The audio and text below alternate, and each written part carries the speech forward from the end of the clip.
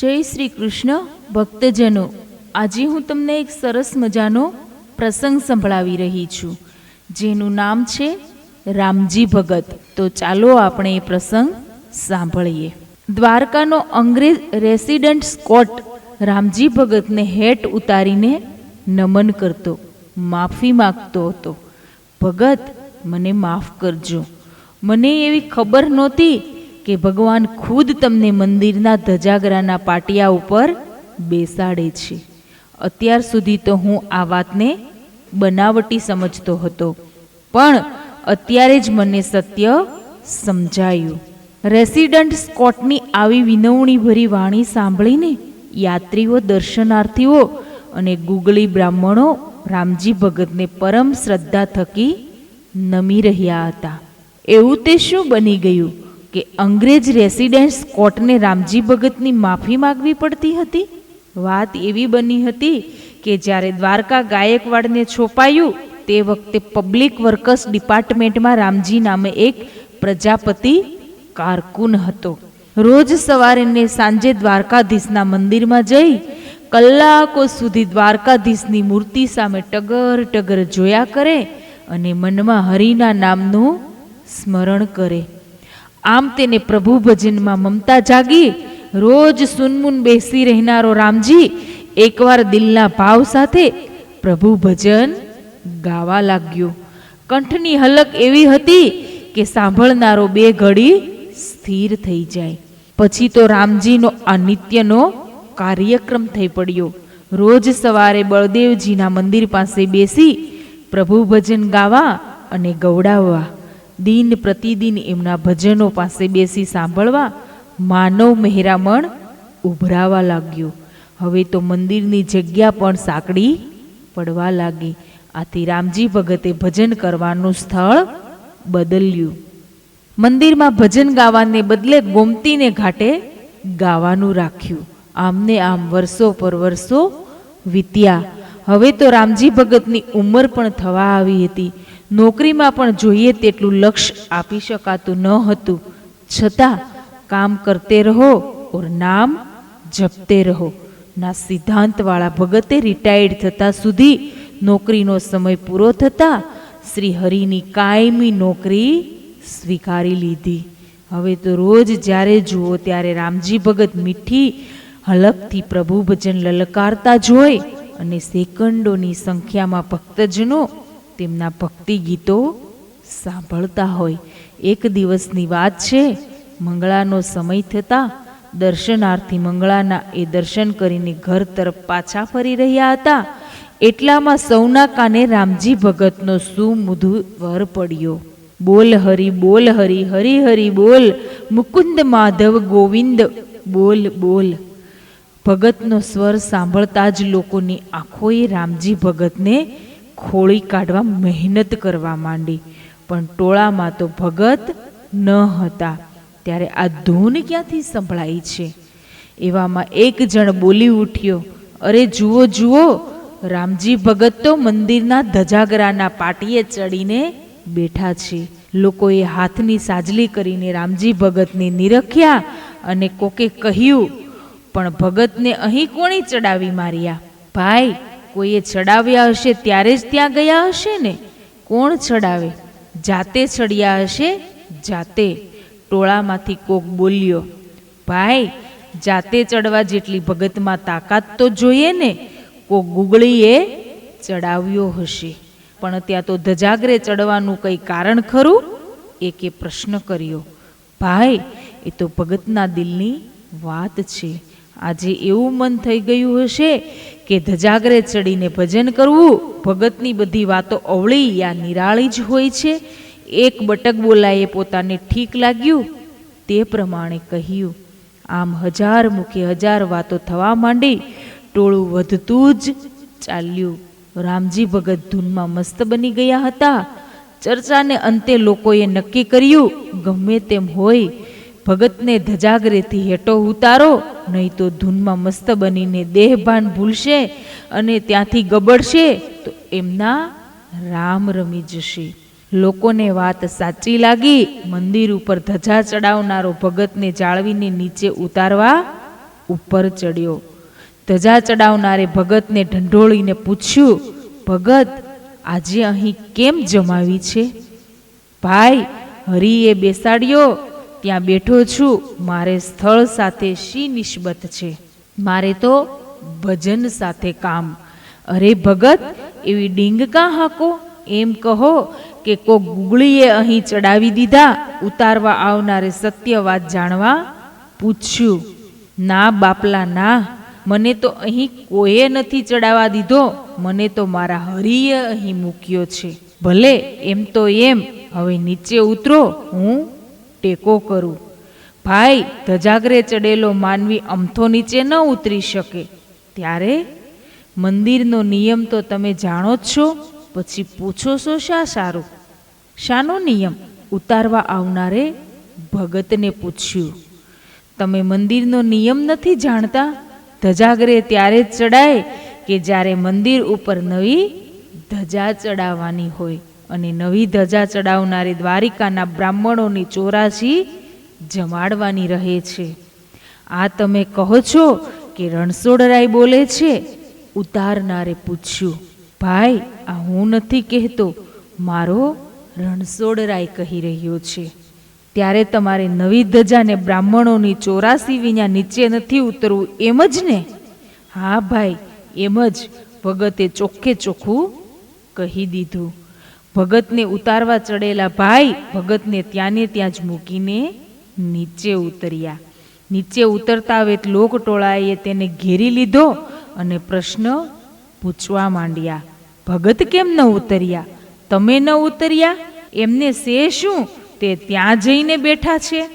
પ્રશ્નોની પરંપરાથી પ્રથમ તો તે મૂંગો જ બની ગયો. પછી ધીમે રહીને બોલ્યો, ભાઈઓ, આજે તો કઈ નવી નવાઈની વાત બની ગઈ છે. ભગત કહે છે કે મને કોઈએ અહીં ચડાવ્યો નથી, મને તો અહીં ખુદ રણછોડરાયે ચડાવ્યો છે. હોય નહીં, ભગતે આજે હાક્યું. ભગતને ત્યાં બેસાડવાની રણછોડરાયને શી જરૂર પડી? ટોળામાંથી કોઈકે પૂછ્યું. ભાઈ, મેં પણ ભગતને આ જ પ્રશ્ન કર્યો હતો, પણ એ તો એક જ વાત પકડીને બેઠા છે કે રણછોડરાયે મને અહીં ચડાવ્યો છે. ભલે ચડાવ્યો તો ચડ્યા, પણ હવે ઉતરવામાં શો વાંધો છે? લોકટોળામાંથી રામજી ભગતના મિત્ર ફનુ શેઠ બોલ્યા. ફનુ શેઠ, ભગત કહે છે કે મંદિરના ધજાગરા ઉપર માણસ ત્યારે જ ચડી શકે કે જ્યારે એને મંદિરની નવી ધજા ચડાવવાની હોય અને દ્વારકાના બ્રાહ્મણોની 84 જમાડવાની હોય. એમને ત્યારે ભગતની નવી ધજા ચડાવી છે અને સાથે સાથે બ્રાહ્મણોની 84 જમાડવી છે. પણ આ બધું ખર્ચ ભોગવે કોણ? એકે પૂછ્યું. ત્યારે ભગત જેવા ભગતને મંદિરના ધજાગરે મરવા દેવાશે? જાઓ, દ્વારકાના લોહાણા મહાજન તરફથી હું કબૂલું છું કે આજે ને આજે મંદિર ઉપર નવી ધજા ચડશે અને સાંજે દ્વારિકાના બ્રાહ્મણો બ્રહ્મભોજન કરશે. ટોળામાં ઊભેલા એક લોહાણા મહાજનના મોવડીએ બાહેધરી આપી અને તરત જ ધજા ચડાવનારો ધજા લઈને ધજાગરા ઉપર ચડ્યો અને ભગતને સન્માનપૂર્વક નીચે ઉતાર્યા. તે જ દિવસે દ્વારિકાના બ્રાહ્મણોએ રામજી ભગતનો જય જયકાર બોલાવતા બ્રહ્મભોજન કર્યું. રામજી ભગત તો રણછોડરાયની અકળકળા જોઈને પ્રભુ ભજનમાં મસ્ત બન્યા. 15 દિવસ પછી પણ આવો જ બનાવ બન્યો. ભગતે તે દિવસે પણ પહેલા જેવી જ શરત મૂકી. આ વખતે દ્વારિકાના ધાર્મિક પુરુષે 84નું ખર્ચ માથે લીધું અને ભગતને નીચે ઉતાર્યા. પણ હવે તો આ પ્રશ્ન થઈ પડ્યો. ઉડતી ઉડતી આ વાત એ વખતના ત્યાંના રેસિડન્ટ મિસ્ટર સ્કોટ પાસે આવી. વાત સાંભળતા જ મિસ્ટર સ્કોટ હિન્દુ પ્રજાની અજ્ઞાનતા પર હસ્યો અને કહ્યું, જાઓ, હવેથી આવું નહીં બને. આ વસ્તુ ભવિષ્યમાં ન બને તે માટે એ જ દિવસે મિસ્ટર સ્કોટે તકેદારીના પગલાં લીધા. મંદિરની આજુબાજુ મિલિટરી પોલીસ ગોઠવી દીધી, જેથી રાતના પાછલા પહોરે એકાંતનો લાભ લઈને રામજી ભગત મંદિરના ધજાગરે ચડી ન બેસે. બીજા પ્રબંધમાં રામજી ભગતને દ્વારિકા નગરીમાંથી ઉપાડીને મિસ્ટર સ્કોટ જાતે 25-30 ઘોડે સવારો લઈને ઉપડ્યો. તે સમય બરાબર મધ્યરાત્રિનો સમય હતો. રામજી ભગત રણછોડરાયનું સ્મરણ કરતા કરતા મિસ્ટર સ્કોટ સાથે ઉપડ્યા. દ્વારિકાથી બરાબર 12 માઇલ દૂર રણની કાંધી છે. ત્યાં જઈને ભગતને મૂક્યા અને કહ્યું, ભગત, તમે અહીં રહો, અમે દ્વારકા જઈએ છીએ. હવે તમે મંદિરના ધજાગરે ચડી બેસો તો ખરા. જાણું કે રણછોડરાય ખુદ તમને ત્યાં બેસાડે છે. સાહેબ, એની ઈચ્છા આગળ મારી કે તમારી ઈચ્છા થોડી કામ આવવાની હતી. મારે મન અહીં પણ મંદિરનો ધજાગરો જ છે. મારે તો રાત દિવસ હરિગુણ ગાવાનું જ કામ. એ ધારે તો મને ધજાગરે બેસાડે અને ધારે તો ઊંડી ખાડમાંય નાખે. ભગતને તો બસ એક જ કામ, શ્રી રામ જય જય રામમાં મસ્ત બની ગયા. રામજી ભગતને રણની કાંધીમાં એકલા છોડીને સ્કોટ સાહેબ રસાલા સાથે મારતે ઘોડે દ્વારિકા પાછા આવ્યા. દ્વારિકામાં પ્રવેશ કર્યો તે વખતે બરાબર 5 થયા હતા. મંદિરની આજુબાજુ ગોઠવેલા પહેરેગીરોને યોગ્ય સૂચના આપવા સ્કોટ સાહેબ મંદિર પાસે આવ્યા. ત્યાં તો એમના કાને રામજી ભગતના ધૂનનો સુમધુર સ્વર અથડાયો, શ્રી રામ જય જય રામ. રામજી ભગતનો અવાજ સાંભળતા જ સ્કોટ સાહેબ ચમક્યા અને મંદિરના ધજાગરાના પાટીએ જોયું તો એ જ રામજી ભગત જે સ્થિતિમાં રણની કાંધીમાં બેઠા હતા એ જ સ્થિતિમાં પ્રભુ ભજન કરતા હતા.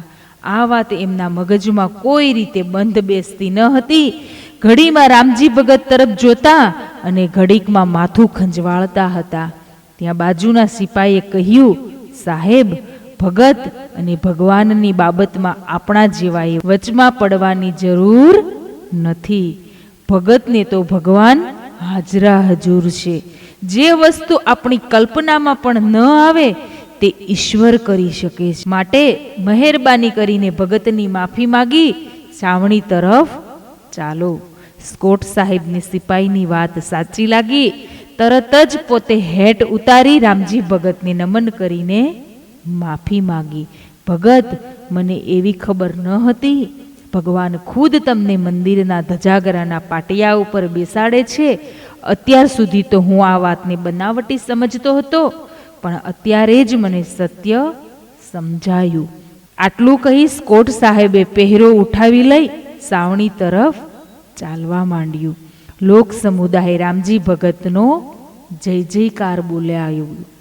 જૂની શરત મંજૂર રાખી નીચે ઉતરવા ભગતને દર્દ ભરી વિનંતી કરી. ભગતે કહ્યું, ભાઈ, મારા ભગવાનની કસોટી જેમ આકરી હતી તેમ આજની શરત પણ આકરી છે. મારા ભગવાનની કસોટી જેમ આકરી હતી તેમ આજની શરત પણ આકરી છે. આજ સુધી એક જ ધજાએ અને એક જ ચોરાસીએ પતાવ્યું, પણ આજે તો 7 ધજા અને 7 ચોરાસીઓ કબૂલો તો જ નીચે ઉતરવું છે, નહીં તો અહીં જ દેહ પાડવો છે. ભગતની આવી આકરી શરત સાંભળીને લોકો વિમાસણમાં પડ્યા. આ 7 ચોરાસીનો જંગી ખર્ચ ભોગવે કોણ? લોકો તો મનમાં ને મનમાં મૂંઝાવા લાગ્યા. લોક સમુદાયમાં રામજી ભગતના મિત્ર ફનુશેઠ પણ હાજર હતા. એમને ઘેર દોમ સાહેબી હતી. વાડી વચીફાને બંગલાને પાર નહીં, ફનુશેઠના મોટા મોટા તો વેપાર ચાલે. પણ આટલી સુખ સમૃદ્ધિ પાસે હોવા છતાં એ દુઃખી હતા. ભગવાને બધું આપ્યું હતું, છતાંય શેર માટેની ખોટ રાખી હતી. ફનુશેઠે સંતાન પ્રાપ્તિ માટે કેટલી બાધા રાખી અને માનતાઓ કરેલી. સારા ડોક્ટરો અને વૈદ્યોના ઉમરાઓ ઘસી નાખેલા, પરંતુ હજુય પુત્ર પ્રાપ્તિની કંઈ આશા બંધાઈ ન હતી. એક ખૂણામાં ઊભા ફનુશેઠ વિચારી રહ્યા હતા, મારો આટલો પૈસો ખાશે કોણ? મારી આ મિલકતોનો માલિક બીજો બનશે અને દિવાળી કરશે તો પછી હું જ શા માટે મારે હાથે દિવાળી ન કરું? એક તો હાથે વાપર્યાનો સંતોષ થશે અને બીજું મિત્રની આકરી શરત પાર પાડ્યાનો પણ સંતોષ થશે. આ પૈસા કઈ કુમાર્ગે તો વાપરવા નથી. મારા પૈસાથી બ્રહ્મભોજન થવાનું છે. આના જેવો બીજો સદઉપયોગ પણ શું? મનમાં નિર્ધાર કરીને ફનુ શેઠે રામજી ભગતની શરત કબૂલ રાખી અને રામજી ભગતને વાજતે ગાજતે નીચે ઉતાર્યા. તે જ દિવસથી દ્વારકામાં 7 દિવસનો ઉત્સવ મંડાયો. રોજ હરિકીર્તન થાય છે, ભજનીકોની મંડળી જામે છે. રામજી ભગત લોકોને ભજન ગવડાવતા નાચે છે, કૂદે છે. બીજી બાજુ ફનુ શેઠને પ્રેમથી રોજ નવી ધજા ચડાવે છે. દ્વારિકાના બ્રાહ્મણોને રોજ નવા નવા પકવાન જમાડે છે. આમને આમ 7 દિવસ પૂરા થાય છે. સઘળું કાર્ય પતી ગયા પછી શેખ છેલ્લે દિવસે રામજી ભગતને ફનુ શેઠને કહ્યું, ફનુ, તે રણછોડરાયની ઈચ્છા પૂર્ણ કરી છે, તેથી તારી ઈચ્છા હવે રણછોડરાય પૂર્ણ કરશે. ફનુ શેઠે હરખાતે હૈયે રામજી ભગતના ચરણોમાં વંદન કર્યા. થોડા જ દિવસોમાં રામજી ભગતના શબ્દો ફળ્યા. વૃદ્ધ ઉંમરે ફનુ શેઠને ત્યાં પુત્ર રત્નનો જન્મ થયો. ફનુ શેઠને ત્યાં આનંદ થઈ ગયો. રામજી ભગતના આશીર્વાદથી થયેલા આ પુત્રનું નામ દ્વારકાદાસ પાડ્યું. સમયનું કામ કરીએ જાય છે. સમય પૂરો થતાં રામજી ભગવત નશ્વર દેહ છોડીને અનંતમાં વિલીન થઈ ગયા. આજે પણ ગોમતીને તીરે આ રામજી ભગતની સમાધિ છે. એના ઉપર મંદિર બંધાયું છે અને તેમાં ભગવાન શંકરનું લિંગ સ્થપાયું છે. તે આજે રામેશ્વર ભગવાનના નામે ઓળખાય છે. ફનુ શેઠના પુત્ર દ્વારકાદાસ આજે પણ હયાત છે. આજે તેમની ઉંમર લગભગ 76 વર્ષથી વધુ હશે. આ વાત 1893-94ના દ્વારિકાના ઇતિહાસમાં નોંધાયેલી છે. જય રણછોડરાય, જય દ્વારકાધીશ, જય શ્રી કૃષ્ણ.